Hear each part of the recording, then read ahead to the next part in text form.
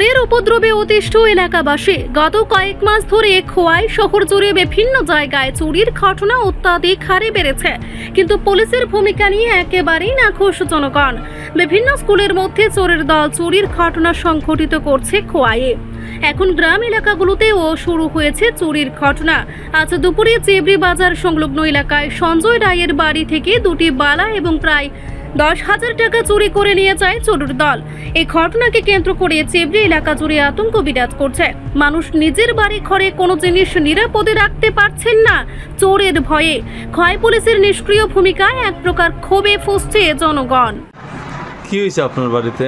আমরা কিছুক্ষণ আগে সোয়া দুইটার দিকে আমরা আইছি বাড়িতে। আর আবুরা স্কুলে নিয়ে গেছিলো আমার মিসেসে, কিন্তু আমিও দোকান থেকে আইছি। আইয়া দেখি ঘর খুললা দেখি ঘরের মধ্যে সব অগোছালো হয়ে গেছে জিনিসপত্র।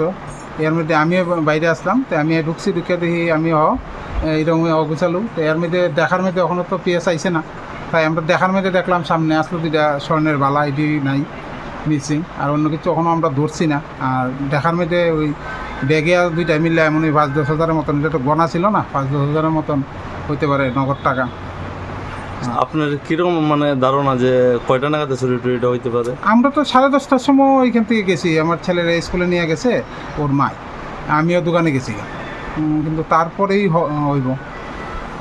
আপনার নাম? সঞ্জয় রায়। জায়গাটার নাম?